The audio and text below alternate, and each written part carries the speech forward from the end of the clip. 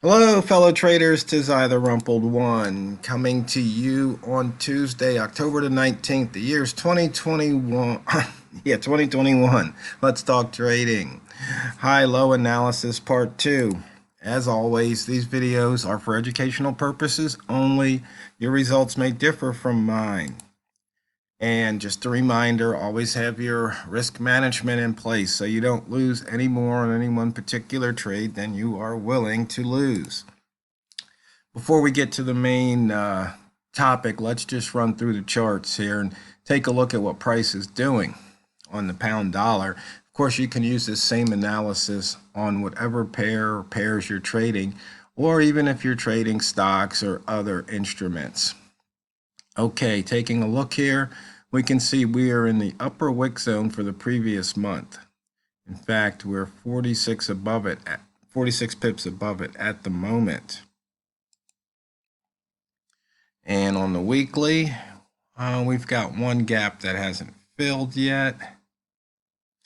And you can see here on the weekly chart, we broke out of previous week's high. Right now, we're 29 pips above it.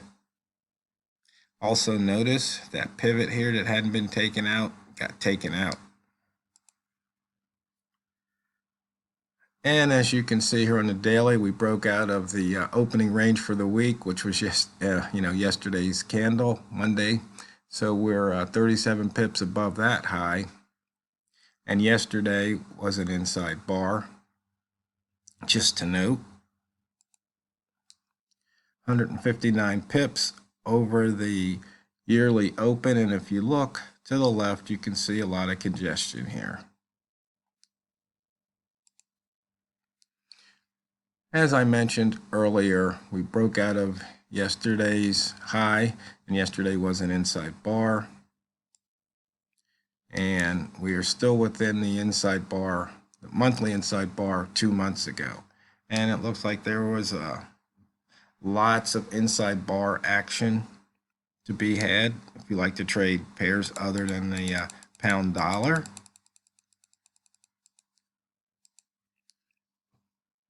$118 pips on the day. You can see most of the pound pairs are over 100 pips with the exception of the pound Swiss franc and the euro pound.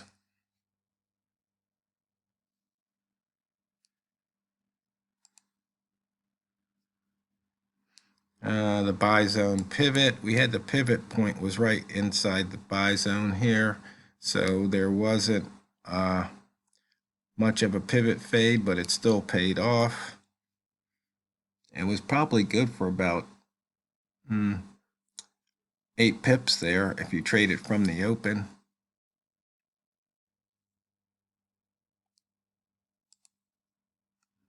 Looks like red rats are wanting to feast here. The range is definitely large enough at 117.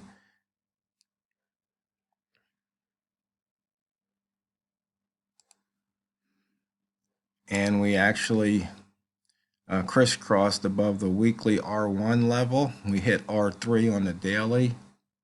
Interesting price near or at the pivot point bias is short. That didn't work out today, but it was overlapping high value, so it's moderately bullish, it says.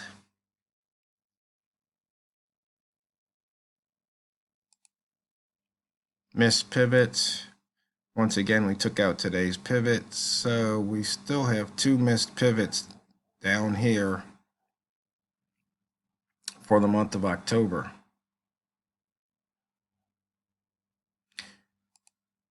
Weekly, as I mentioned earlier, we took out that weekly pivot from 1, 2, 3, 4 weeks ago, but we still haven't hit the weekly pivot this week, so we'll have to wait and see what happens.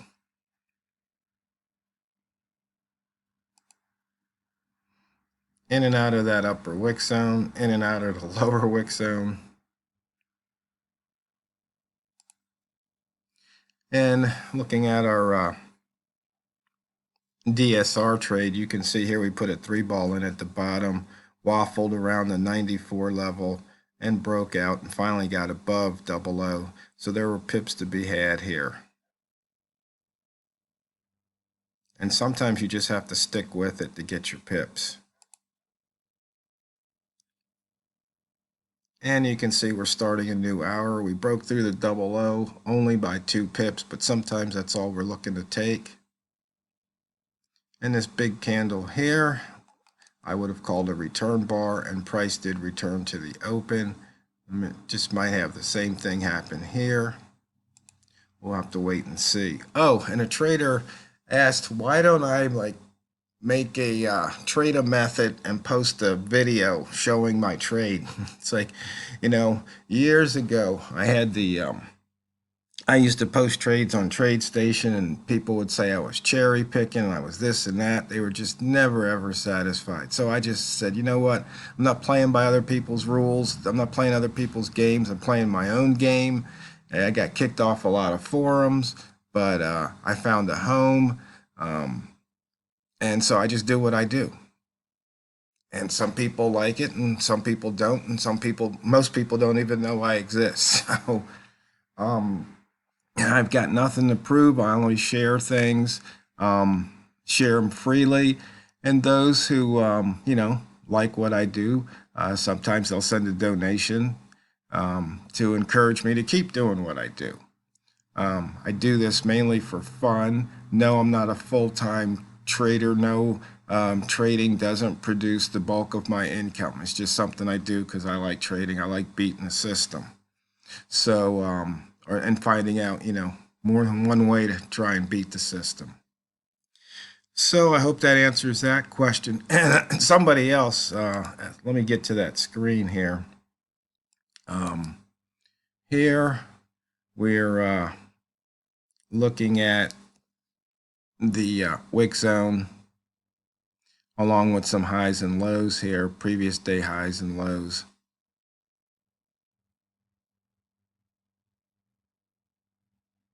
And once again, we got out of the wick zone. And looking at a full day's worth of ranges here on the H1, and as you can see, or almost a full day's worth, we've had some nice movement during the past hours here. And we're in the upper ATR zone. We exceeded it and came back down. And let's see. Somebody asked me to put alerts on the dynamic support resistance indicator. Number one, I'm not sure what you would want me to alert. You said something about when it makes the opposite diamond, but every bar or candle gets a diamond here. That's why it's dynamic support. And probably, I believe this indicator, the scalper, has an alert.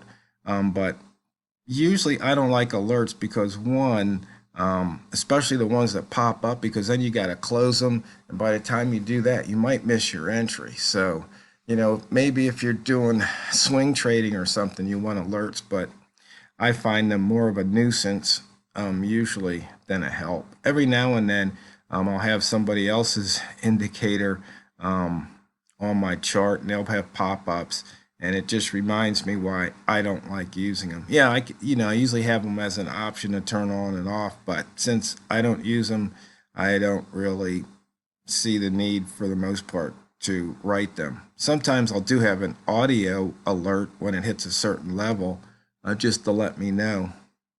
Okay, so today's main topic is the high-low analysis part 2. As you can see, I put a couple more indicators on the chart, just the candle colors, so you can know what the candle colors are, all the different chart periods. Then, of course, I've got the new high-low multimeter to let me know if price is making a new high or low compared to 1 bar ago. So price made a new high compared to the previous day and also compared to the previous week. And on the ranges, once again, you can see if here on the H1 has price broken out of the previous high or the previous low.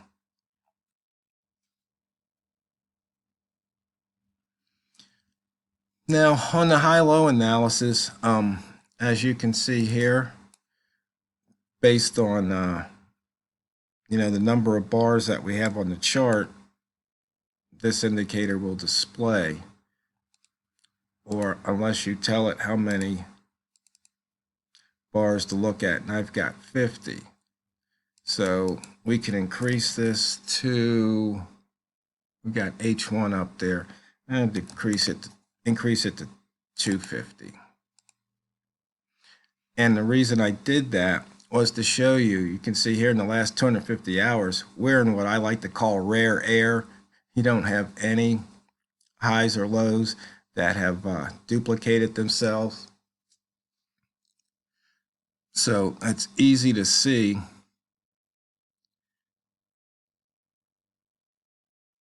that, when price broke through the level, there was basically, in this case, not much resistance to be had. And you can see it's just a steady movement up based on this analysis. Of course, let me just move this down for a bit. If you look at different time frames, you can see that there was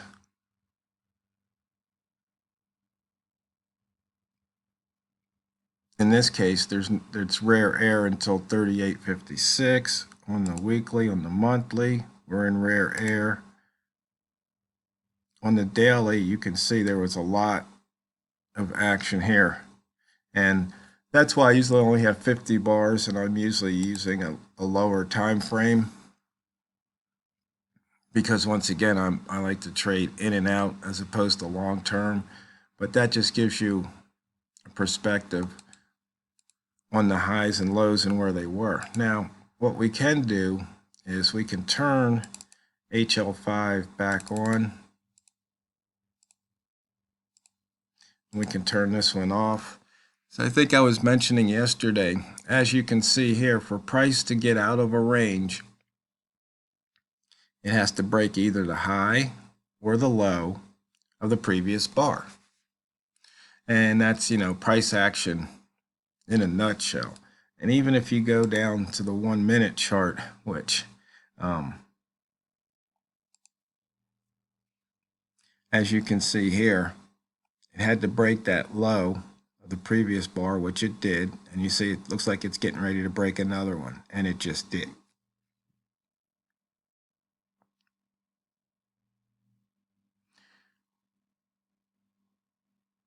So the main thing in this high-low trading is it's profitable. In fact, there was one comment said that's the only, I guess maybe the only trade that the person understands, or they see that as really the only trade. And this can be profitable so long as you have your risk and money management in place and you take the signals. And sometimes you'll win, sometimes you'll lose, but that's just trading. And the thing is, stick with your plan. I got a funny story to tell. Last night I went to a horse race track. I realized that I'd been to dog racing before, but I had never been to a horse race live. I've watched it, Kentucky Derby and the Triple Crown on TV, but I realized I'd never been to a live horse race. So I said, I was in a town and it's like, hey, there's a horse race tonight. I'm going to go. So I went. And so when I got there, I was thinking, usually there's like somewhere between 1 and 10 horses, in these small town racetracks. So I said, I'm just going to always bet on the number 4 horse. Well, I did it once and lost. I did it a second time and lost. And then I said, oh, I guess that's not working. Well, this is why you should stick to your plan, because the third race, number 4 horse won, and it had the biggest payout of the night at like 16-1. So a $2 ticket would have netted $32.20. So I just had to laugh at myself because, that's what happens in trading a lot of times. You'll see something, you'll make a plan, and then you give up on it as opposed to sticking it through. I mean, I stayed for about, 6 races maybe, and had I stuck with my plan, I could have walked away a winner. So hopefully that helps, because it's not what you trade, it's how you trade it.